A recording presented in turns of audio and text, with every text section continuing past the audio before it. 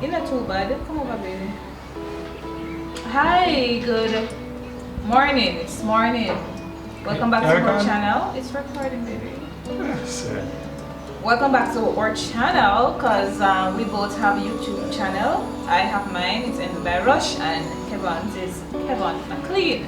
So feel free to subscribe, like, comment, and share if you enjoyed this video. We're not forcing you, but I'm pretty confident that you will enjoy the video. So based on the title down below, we're going to be talking about money and marriage. So even if you're not married, you're in a relationship, a serious one, because I do recommend, caution and disclaimer, I do recommend that you start talking about money when you're in a serious relationship. Don't start discussing your money with nobody who you know plan to have a future with, plan to live with, or plan to invest in. Just a point.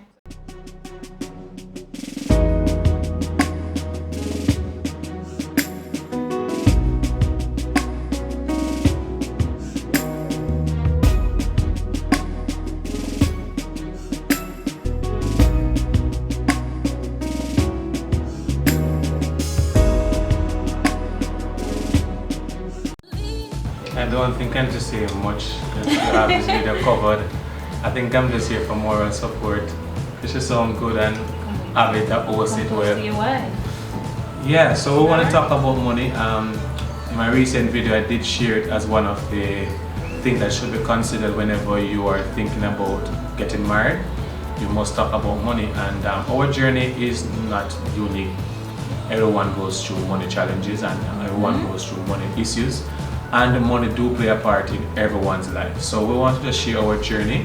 There are a few questions we want to run through, and you can shoot your comments and you can share yours too if you need to. Because the aim of this is to really help others to understand what's out there.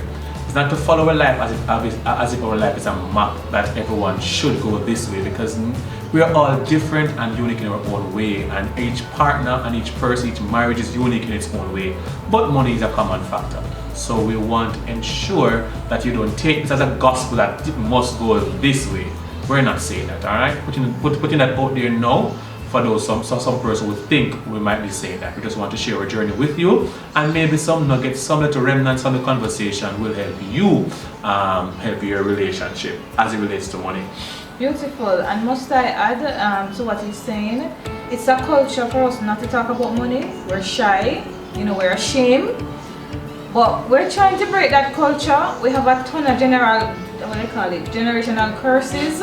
Every family struggles. And we're trying to break it, but as couples we're shy to talk about it. The men in particular, they don't try to discuss money. If a man don't have enough money, it's a stigma towards him, and a woman treat a man based on how much money he has. As a possession or what. Yeah, so we're trying to break that culture. So if there's no other video out there on YouTube or no other video out there on any platforms, we don't know about any other video that talks about money in marriage, but if there are videos, link them below or tell us. But we are going to start the trend based on our group, our circle. We don't hear nobody coach us about money. Nobody, in any counseling that we did before getting married, nobody said anything to us about money. And to add to that, you brought that up, honey. Most times people don't talk about money, and it's by surprise. And of course there are tons of videos out there about money. But as it relates to money in marriage, and it relates to money and people who are children of God, which we are, kingdom believers, there is not much. But we know about contemporary, so much about making money, quick dollars and fast. Yeah, we know about that. But we want to share from a kingdom perspective as a young couple being married and having children. I think that it will be helpful for you and beneficial for you to understand. By the way, she just got dressed, so I want to publicly tell her that she looks beautiful. I know you guys will agree with me, but I want to share to her she looks lovely. It's her birthday too, and her 32nd. So she, every time do I forget to talk about my age. Because I know that she's not really one of those ladies who have issued their age. She's comfortable with her age and her accomplishments, her insecurity. She's good. So I want to wish her a happy birthday, and I hope that we will grow together. No, it might get too intimate, and I don't want to be active. To be banned from YouTube. Alright, so let's get into it. So the first question here, what was your finance like before you got married? So I go first. So we're married now for 6 years. Am I correct? 6 years from 2016? 6 years. 6 years. May come in next 7. Year, 7 years. Alright, 6 years. So what was your finance like before marriage? So you want to go first? Sure. Alright, so my finance was all over the place, to be honest, and I'm going to be completely transparent. I got married pretty young. I think some would say not age, so. The ideal age, every young girl want to get married age 25. I got in my early 20s. 25. So I was not really managing my money when I got married, and it's like I got married just in time when the money started to come in. So you know, that kind of saved me personally. So before marriage, I was making money. I was making a fair amount of money because I started in college doing makeup on people, earning my little dollars, but that wasn't money to invest back in myself. It was just to get by, to go through school. Then I went overseas, I went as a J1 student, and I work on different programs. The money keep on coming in. But if a friend called me, if my family members reach out to me, I just give them money without thinking. I give money so much, even when I don't even have it, don't even thinking about it. I give money to people and then I don't have none. I give money to people and I can't buy food. But then, you know, a part of me is like, okay, have faith, Rusheda, you love God, you believe in God, so God will always make a way, so just give it. As in, immediately, like in the first 6 months of marriage? No, before marriage, man. That year before marriage, what was your finance like? Were you a saver? Oh, my finance, it was horrible. It was all over the place, and I can, you know, publicly say it wasn't in order. When my husband met me, I pretty much had no money.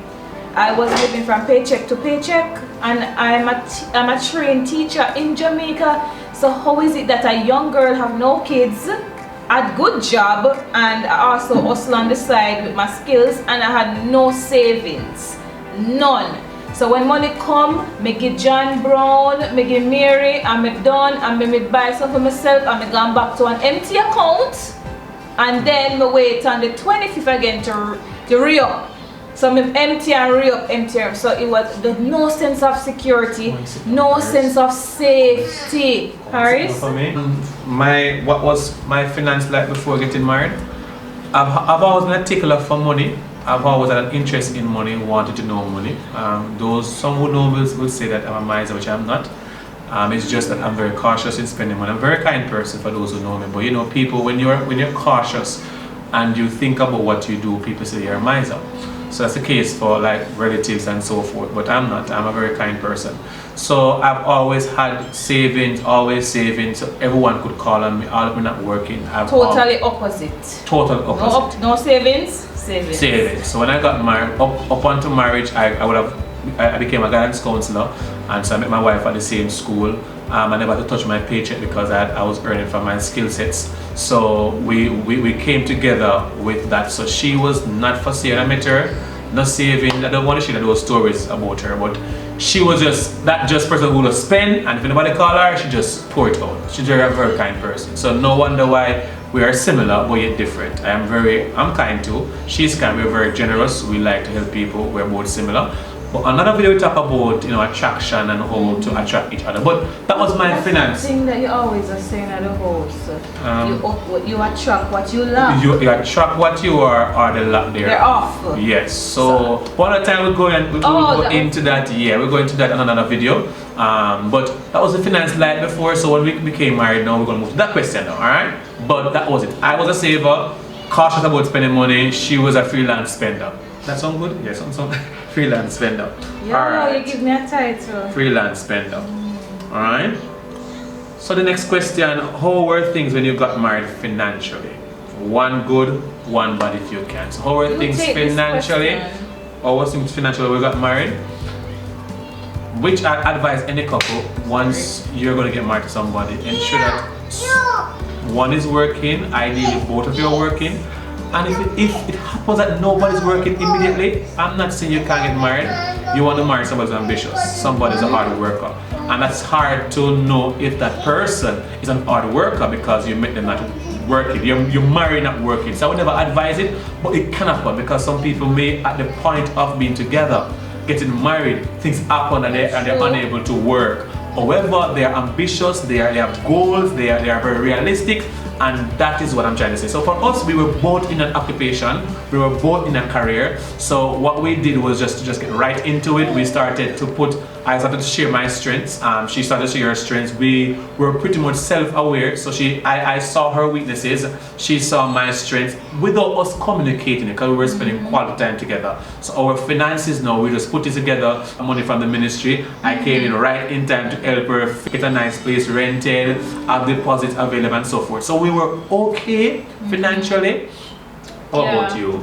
Yeah, because so I wanted you to take the question because it will be like repetition, because we both was doing the same thing, so that I wanted one person to talk about. Okay. So the fact that, you know, whatever I wanted, if I have like for $20,000 this month, I have 20, so you know it's like together it's like 40. So before, You just feel more powerful. when you either make bad decisions or great ones, because no more money together. You know what I mean? Yeah. So it's like you can make. So. Yeah, and that is true, because being married and to be able to rely on your partner to say, all right, because that's what we did initially in the marriage. I took the bills as it relates to the rent and the water bill. I remember we said that carefully, and then she would buy food, primarily food. So we had split the salary that way. But thanks be to God. So one bad thing about us being our finances early, if I had this knowledge then, granted we're fine today, I have no regrets, but with this little knowledge, we would have like locked away money every month to a account that we couldn't touch. That was never the case for us.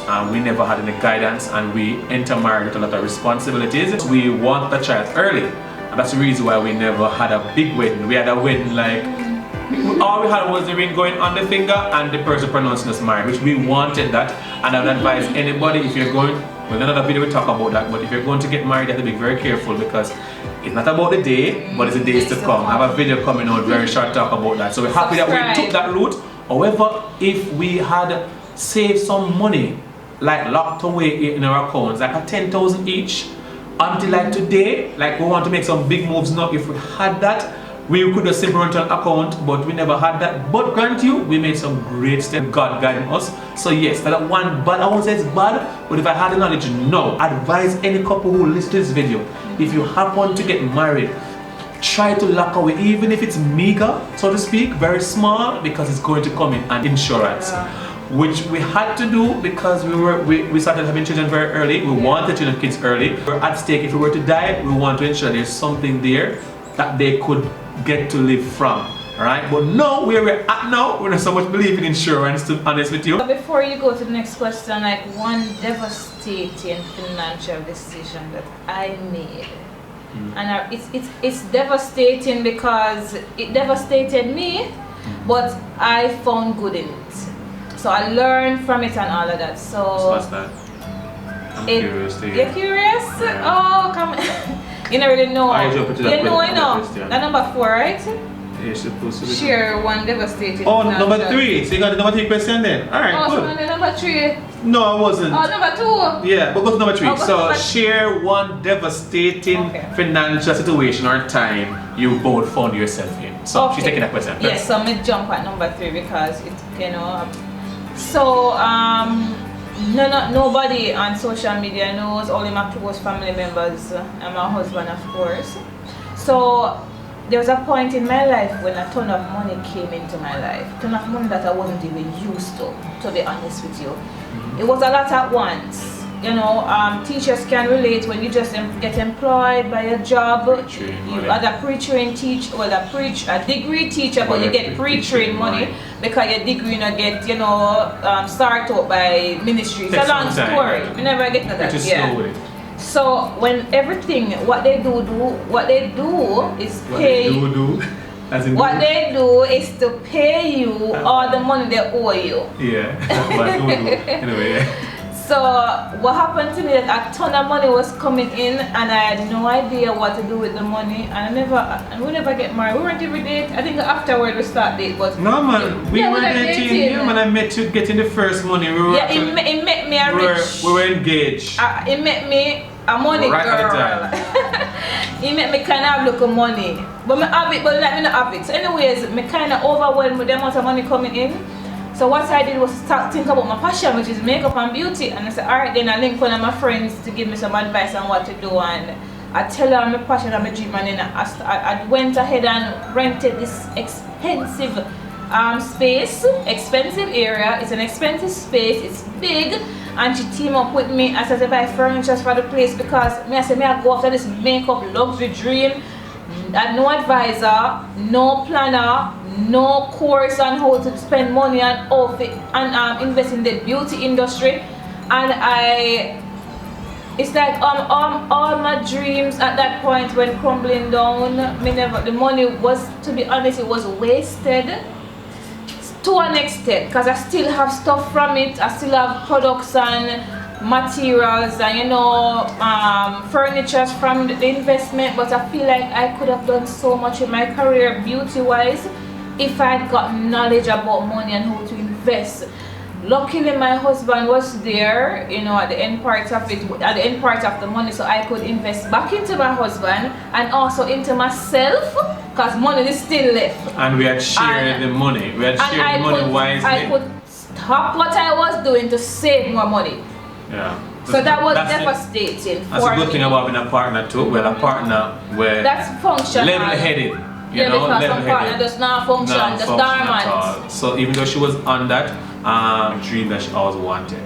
So while I remember I said to you in the room that I think you should do freelancing, and what you were adamant that you want to have a place. I was saying it was expensive, but here what? I'm happy for the experience because she, irrespective of all that, she had listened. That's one good thing about my wife who don't know her. I believe every wife and husband should try to possess and try to learn to listen.